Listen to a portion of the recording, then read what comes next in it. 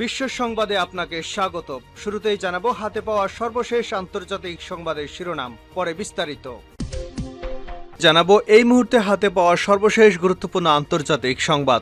Iran Israel ফিলিস্তিনি ত্রিমুখী যুদ্ধ চলছে। শুরুতেই জানাবো একটি সুসংবাদ। ফিলিস্তিনকে জাতিসংঘের পূর্ণ সদস্যপদ দেওয়ার প্রস্তাব পাশ হয়েছে সাধারণ পরিষদে। শুক্রবার জাতিসংঘের সাধারণ পরিষদে প্রস্তাবটি উত্থাপিত হয়, পরে বিপুল ভোটে এটি পাশ হয়। এবারে জানাবো গাজায় 500 মসজিদ ধ্বংস এবং শত শত ইমামদের হত্যা করেছে ইহুদিবাদী ইসরায়েলি সেনারা। জানাবো মার্কিন নৌবাহিনীর জাহাজে জলদস্যুদের হামলা। মাঝে কয়েক বছর শান্ত থাকলেও সম্প্রতি ফের মাথাছাড়া দিয়ে ওঠে সোমালিয়ার জলদস্যুরা।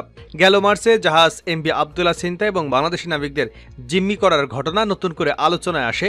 এ বিষয়ে রয়েছে একটি তথ্যমূলক আলোচনা, ভিডিওটি না টেনে দেখতে থাকুন। এদিকে যুক্তরাষ্ট্রের জাতীয় নিরাপত্তা পরিষদের যোগাযোগ বিষয়ক উপদেষ্টা জন কির্বি বলেছেন, মার্কিন জো বাইডেন বিশ্বাস করেন রাফায় বড় ধরনের অভিযান চালিয়েও হামাসকে নির্মূল করতে পারবে না ইসরায়েল। এদিকে দেহরক্ষীদের প্রধান সেরহি রুটকে বরখাস্ত করেছেন ইউক্রেনের প্রেসিডেন্ট ভলোদিমির জেলেনস্কি। তাকে হত্যার ষড়যন্ত্র ব্যর্থ হওয়ার পর এমন সিদ্ধান্ত নেওয়া হয়েছে বলে বৃহস্পতিবার জানিয়েছেন কর্মকর্তারা। যুক্তরাষ্ট্রভিত্তিক সংবাদ মাধ্যম নিউজউইক এ খবর জানিয়েছে। এবং সর্বশেষ জানাবো রাফায় অভিযানে ফিলিস্তিনিদের কৌশলগত বিজয় হতে পারে। রাফায় অভিযানের বিষয়ে সর্বাত্মক প্রস্তুতি নিচ্ছে ইসরায়েল, তবে দেশটির এই অভিযানের বিষয়ে সতর্ক বার্তা দিয়েছে যুক্তরাষ্ট্র। শুক্রবার দ্য গার্ডিয়ানের এক প্রতিবেদনে এ তথ্য জানা গেছে। এতক্ষণ শিরোনাম শুনছিলেন, এবার বিস্তারিত। প্রিয় দর্শক, আপনি যদি এই চ্যানেলে নতুন হয়ে থাকেন, ভিডিওটি দেখতে দেখতে চ্যানেলটি সাবস্ক্রাইব করে আমাদের সঙ্গেই থাকুন। আর এই ভিডিও সম্পর্কে আপনি আপনার মূল্যবান মতামতটি কমেন্ট বক্সে জানিয়ে দিন। আর হ্যাঁ প্রিয় দর্শক, জানিয়ে দিন ভিডিওটি কোথা থেকে দেখছেন। ফিলিস্তিনকে জাতিসংঘের পূর্ণ সদস্যপদ দেওয়ার প্রস্তাব পাশ। ফিলিস্তিনকে জাতিসংঘের পূর্ণ সদস্যপদ দেওয়ার প্রস্তাব পাশ হয়েছে সাধারণ পরিষদে।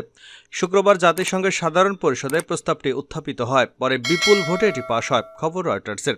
এদিন প্রস্তাবের পক্ষে সদস্যভুক্ত 193 দেশের মধ্যে পক্ষে ভোট দিয়েছেন 143টি দেশ, বিপক্ষে ভোট দিয়েছে যুক্তরাষ্ট্র এবং ইসরায়েল সহ 9টি দেশ, আর ভোট দেওয়া থেকে বিরত ছিল 25টি দেশ।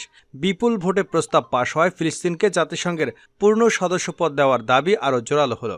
বিষয়টি পুনর্বিবেচনার জন্য এখন জাতিসংঘের নিরাপত্তা পরিষদে পাঠানো হবে বলে জানানো হয়েছে। এর আগে গত মাসে 15 সদস্যের জাতিসংঘ নিরাপত্তা পরিষদে ফিলিস্তিনের সদস্যপদ দেওয়ার প্রস্তাবে ভেটো দিয়েছিল যুক্তরাষ্ট্র। এরপরই সেই আবেদন নবায়ন করে পুনরায় জমা দেয় ফিলিস্তিন কর্তৃপক্ষ। সেই আবেদনের প্রেক্ষিতেই এ ভোট অনুষ্ঠিত হয়েছে। সাধারণ পরিষদের প্রস্তাব হওয়ায় 2024 সালের সেপ্টেম্বর থেকে কিছু অতিরিক্ত অধিকার এবং সুযোগ সুবিধা ভোগ করতে পারবে ফিলিস্তিন। যেমন সাধারণ পরিষদের অ্যাসেম্বলি হলে জাতিসংঘের অন্য সদস্যদের মতো একটি আসন পাবে তারা, তবে ভোট প্রদানের কোনো ক্ষমতা তাদের হাতে থাকবে না। গাজায় 500 মসজিদ ধ্বংস এবং শত শত ইমাম হত্যা করেছে ইসরায়েল। গাজায় 7 মাসের বেশি সময় ধরে অভিযান চালাচ্ছে ইসরায়েল। দেশটির সেনাদের এ হামলায় গাজার হাসপাতাল থেকে শুরু করে ধর্মীয় স্থাপনাও রেহাই পায়নি। এই অভিযানে শত শত মসজিদও গুড়িয়ে দিয়েছে ইসরায়েল। শুক্রবার মিডল ইস্ট আয়ের এক প্রতিবেদনে এ তথ্য জানানো হয়েছে। ফিলিস্তিনের ধর্ম বিষয়ক মন্ত্রণালয় জানিয়েছে, এখন পর্যন্ত ইসরায়েল অন্তত 300 ইমাম এবং ধর্মীয় ব্যক্তিদের হত্যা করেছে। এছাড়া তারা 500-এরও অধিক মসজিদ গুড়িয়ে দিয়েছে। এমনকি আংশিকভাবে ধ্বংস করা হয়েছে অসংখ্য মসজিদ। এ তালিকায় ঐতিহাসিক আল ওমারি মসজিদও রয়েছে। ইসরায়েলের এই বর্বরতা থেকে রেহাই পায়নি গির্জাও। দেশটির সেনাবাহিনীর হামলায় ঐতিহাসিক সেন্ট প্রোফাইরিস গির্জাসহ আরও 3টি গির্জা ধুলোয় মিশিয়ে দেওয়া হয়েছে। এছাড়া ধর্ম মন্ত্রণালয় কোরআন, পডকাস্ট এবং ইনস্টিটিউটও হামলার শিকার হয়েছে। ধ্বংসপ্রায় মসজিদে এখন ফিলিস্তিনিরা নামাজ আদায় করছেন। এছাড়া সেখানে নতুন উদ্যমে কোরআন শিক্ষা কার্যক্রম চালু করেছেন তারা। ফিলিস্তিনের ধর্ম মন্ত্রণালয়ের এক মুখপাত্র জানান, ফিলিস্তিনিদের বিশ্বাসকে ভেঙে দিতে ইসরায়েল ইচ্ছাকৃতভাবে ধর্মীয় ব্যক্তিদের উপর হামলা চালিয়েছে। আন্তর্জাতিক আইনের মাধ্যমে ধর্মীয় স্থাপনা এবং ব্যক্তিত্বরা আন্তর্জাতিক আইনের মাধ্যমে সুরক্ষিত। তাদের উপর হামলা যুদ্ধাপরাধ। তিনি আরও বলেন, বিশ্বের প্রতি আমাদের বার্তা হল, আমরা সাধারণ ফিলিস্তিনিদের নিরাপত্তা এবং গাজায় গণহত্যা বন্ধ করার জন্য পাশে চাই। বিশেষ করে আরব বিশ্বের ইসলামী ব্যক্তিদের প্রতি আমাদের আহ্বান হল, আমাদের জনগণের উপর চলমান ধ্বংসযজ্ঞ বন্ধ করতে কাজ করুন। মার্কিন নৌবাহিনীর জাহাজে জলদস্যুদের হামলা।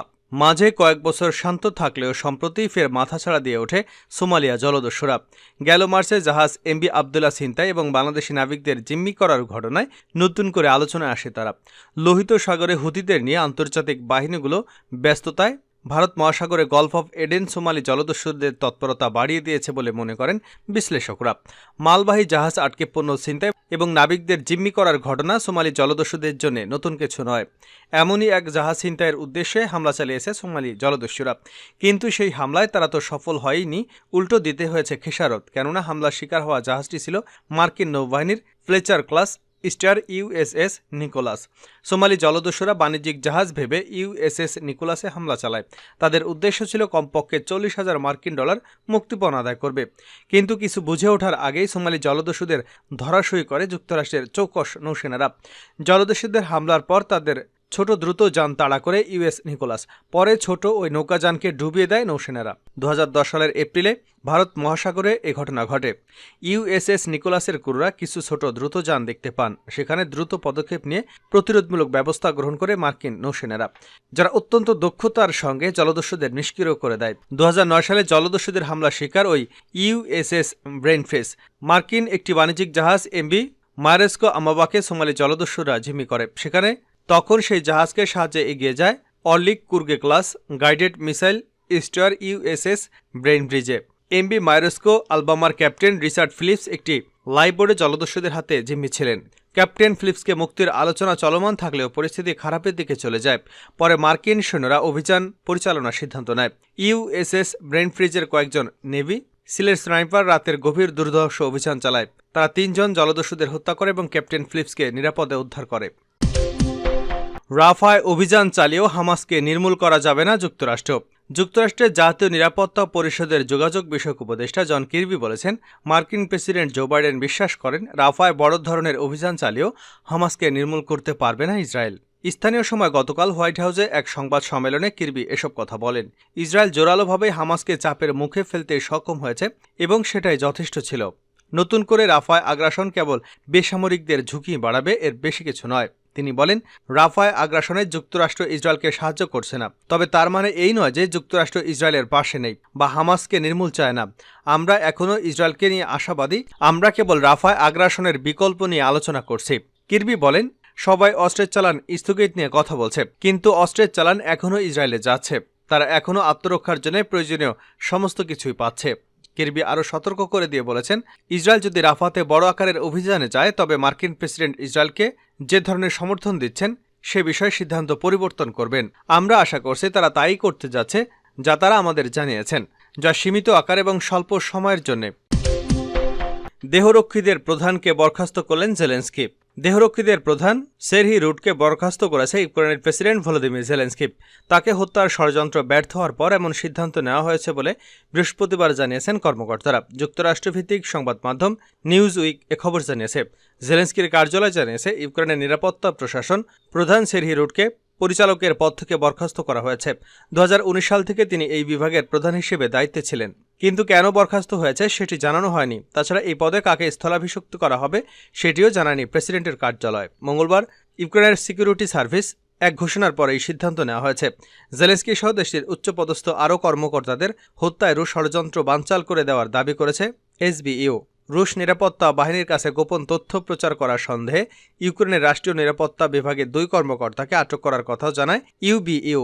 2022 সালের ফেব্রুয়ারিতে ইউক্রেনের পূর্ণমাত্রায় সামরিক অভিযানের পর থেকে বিভিন্ন সময় জেলেনস্কিকে হত্যার ষড়যন্ত্রের অভিযোগ উঠেছে।